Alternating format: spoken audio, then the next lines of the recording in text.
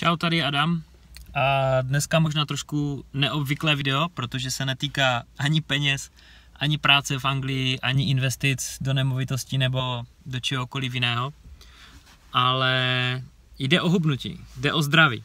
Po cukrech člověk strašně tloustne a hodně rychle. Je zjištěné, že člověk nepotřebuje sacharidy vůbec k životu. A my máme sacharidy ve všem, i v chlebu máme sacharidy. V jogurtu jsou sacharidy. Někdy i v nějakém méně kvalitním salámu jsou sacharidy. To znamená, že člověk do sebe prostě láduje pořád sacharidy a přibírá ne takový ten špek, který je vidět navenek, ale ten, co není vidět, ten, co je schovaný v břiše, mezi orgánama.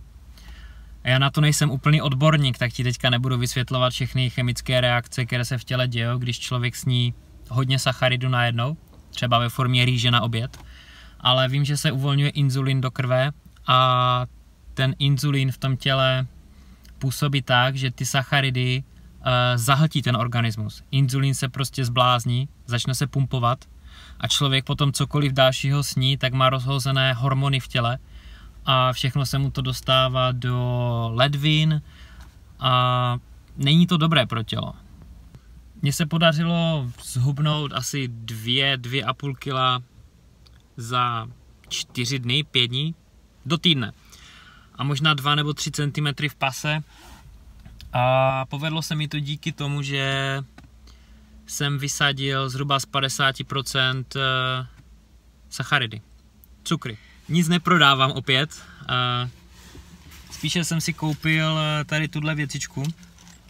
Vypadá to strašně a když jsem to rozbalil, tak mi běhal na chvíli mráz po zádech, ale tímhle si monitoruju cukr, glukózu v krvi. Dělají to cukrovkáři, jo? Dělají to i cukrovkáři, je tady návod vlastně všechno pro cukrovkáře, tak je to takové trošku nepříjemné. Já teda nemám cukrovku, ani náběh, ani nic takového. Já bych ti doporučil na to perfektní dokument, perfektní film, který dám do komentu pod toto video, pokud se díváš na YouTube.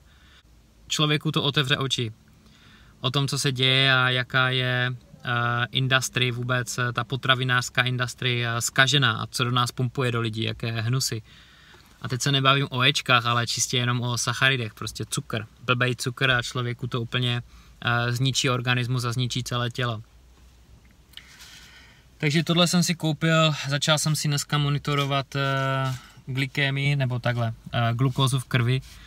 Je to nepříjemné, protože si člověk musí trošku píchnout do prstu něčeho, krve, dát na nějaký pásek a to ti změří prostě ta digitální měrka, tady tahle, digitální měrka za 700 asi, jsem si to koupil normálně v lékárně. Prostě si chci psát, jaké jídlo je pro mě dobré a jakému bych se měl vyhýbat. Bylo zjištěné, že někomu třeba nevadí zmrzlina, někomu nevadí nanuky. Jo, takže někdo má třeba, když přijímá sacharidy z nanuku, tak je to v pohodě. A naopak mu vadí rýže. Já vždycky, když jsem jel do Asie na dovolenou, cestoval jsem, tak jsem vždycky přibral. A nejedl jsem moc a já jsem si vždycky říkal, jak je to možné, sakra. Vždycky jsem přibral v oblasti břicha, tady jsem vytvořil takový balon. A dneska vím, že to byly ty sacharidy, protože v Asii maso je hodně drahé a je těžké kvalitní maso sehnat. Tak všude rvou prostě rýži, nudle a mě to nedělá dobře, tak si chci zjistit, které z potravin já můžu v pohodě přijímat, konzumovat a které ne. Mě jde čistě o ty sacharidy, které já i ty můžeš okamžitě dneska eliminovat ze své stravy nebo úplně snížit na minimum a uvidíš, jak se u toho budeš cítit. Já se u toho cítím výborně a vůbec žádná svalová hmota mi teda neopadla, normálně u toho i trošku cvičím, chodím běhat, energeticky jsem na tom úplně výborně. Je to prostě jenom něco na popřemýšlení a já jsem si říkal, že když mě to pomohlo, zkouším to na sobě, tak to může pomoct i tobě shodit třeba pár centimetrů tady v pase a zhubnout několik kilogramů během týdne. A člověk si nemusí ani moc odepírat. Zkus nad tím popřemýšlet a můžeš to aplikovat hned. Třeba nemusíš hned přestat vysazovat všechny sacharidy ze své potravy. To je nesmysl. Já nejsem zastáncem takovýchhle těch krajních metod. Ale proč nejíst třeba o 30% méně? těch věcí a uvidíš, jak se budeš cítit, jak to na tebe zapůsobí. Zkus nad tím popřemýšlet, nech mi komentář pod tímhle videem, hodně mě to zajímá, co děláš pro svoje zdraví. Díky za sledování a já se s tebou teď loučím, čau.